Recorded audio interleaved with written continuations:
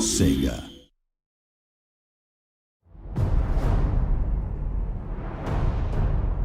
Welcome to our first demo walkthrough for Total War Warhammer. What you're about to see is a scripted version of the battle for Blackfire Pass, a set-piece quest battle between the Empire and the Greenskins. The game is very much a work in progress at this stage, but we hope you'll enjoy having a look at how it's all coming together. Now is the time, men of the Empire, to unite, for the Orcs gather. Beyond the pass, a war boss draws to him all that is foul. An Orc horde beyond imagining.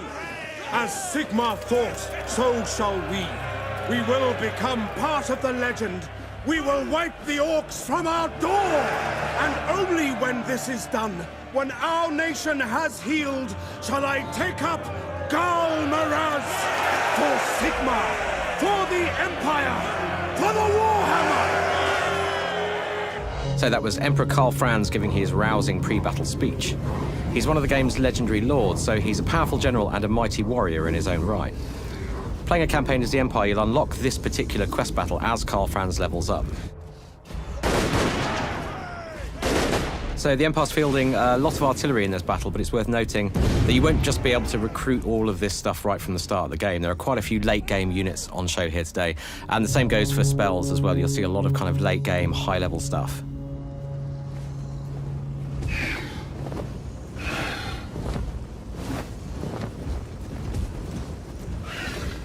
Now, as we approach the Greenskin line, you can see just how different these two races are.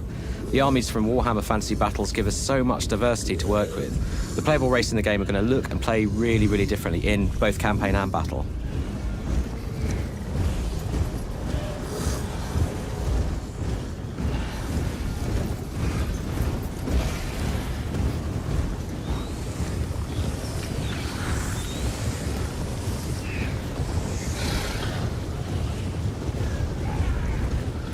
And looking out over Blackfire Pass for a second here, you can just see the kind of fantastical landscapes that we've never been able to do before in a Total War game. And this is just one geographical part of the old world.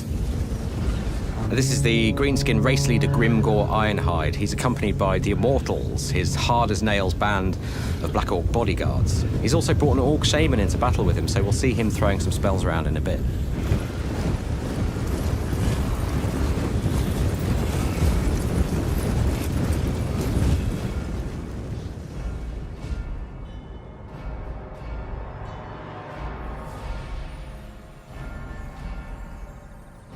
So these snickering little goblins are manning a Doom Diver catapult.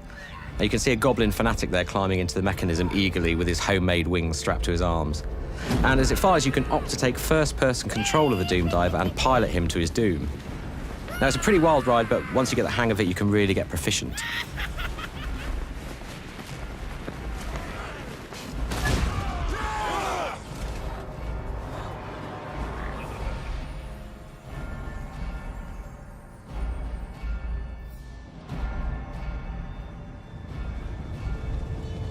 So that's another spellcaster right here. This is a Goblin Shaman. You can see him riding his wolf there.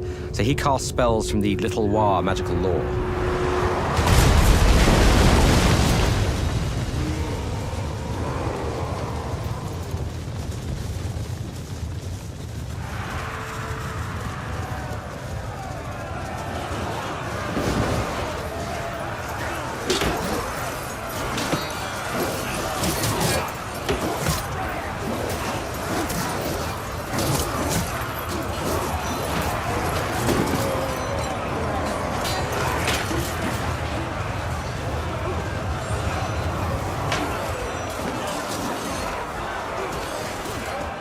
So there's a bit of a flanking counterattack lining up here from the Empire. We've got some ranged cavalry up front there in the shape of Outriders and Pistoliers. Coming up behind them, we have the noble Imperial Knights of the Reichsguard and a unit of Demigriff Knights. These are super heavy shock cavalry on vicious, monstrous mounts. Now, they can withstand a real pounding, so they're really useful in longer melee engagements.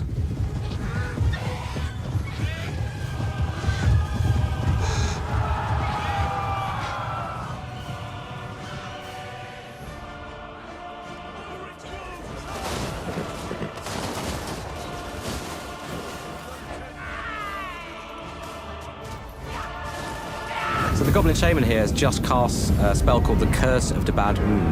Now, it's a pretty powerful, impressive-looking high-end spell, but it's worth noting that we don't want magic to be too OP. You'll have a limited pool of magic to use in every battle that recharges over time according to various factors.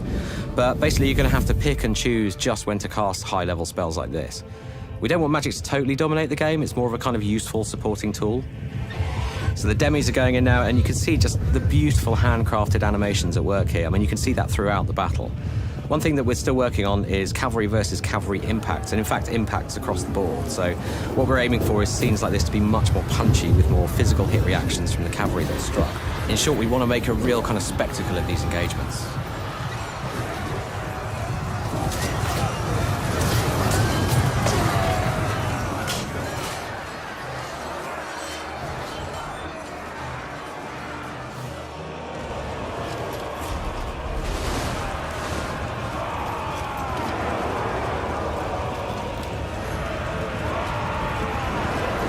So panning down the line here, you can see just how dynamic our infantry charges have become. You've got units leaping into the fray, defenders physically bracing for impact. You've got AoE attacks going off from large characters. That's Grimgor Ironhide there, getting stuck in with his big magical axe.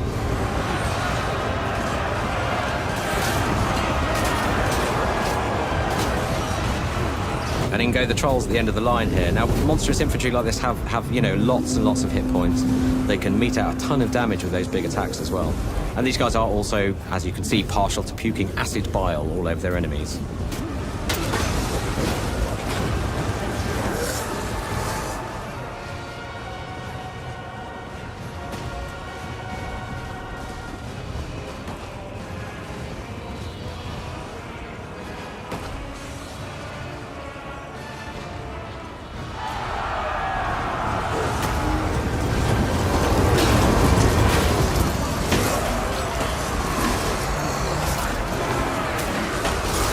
Bit of aerial combat going on here between Deathclaw and the Wyvern. Now, if you gain mastery of the skies in a battle like this, you can then use the maneuverability of your flying units to strike pretty much anywhere on the battlefield.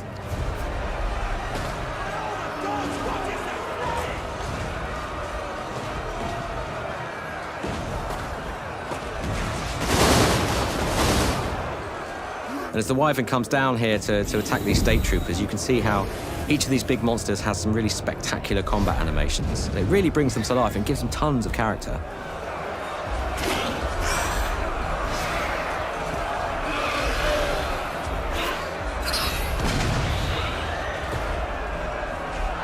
Now, these are two of the Empire's hero characters. This is the Warrior Priest, and just beyond him there, the Witch Hunter. Heroes are essentially agents, so they can roam the campaign map, perform a number of different functions, but they're also powerful solo warriors in their own right, and if you attach them to an army, they can then throw themselves into combat alongside the troops.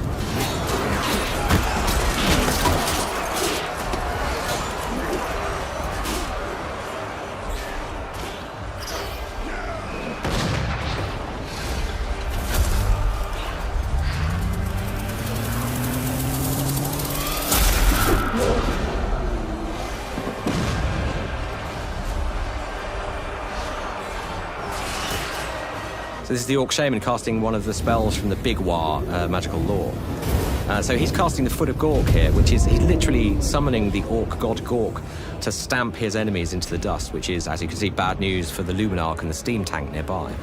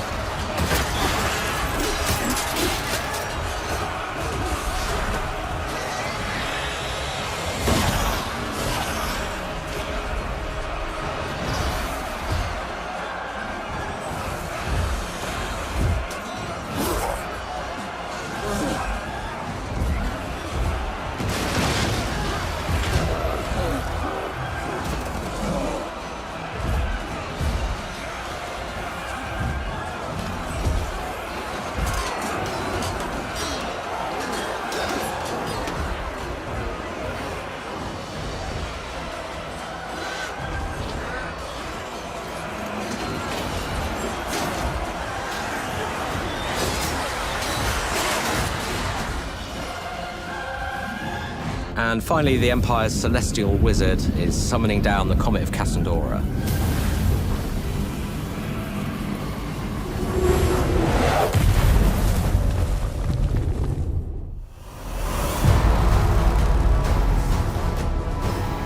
So thanks for watching the demo, and this really just scratches the surface of the incredible Warhammer world we'll be asking you to conquer. To catch all the latest gameplay and feature reveals, subscribe to our YouTube channel or follow us on Facebook.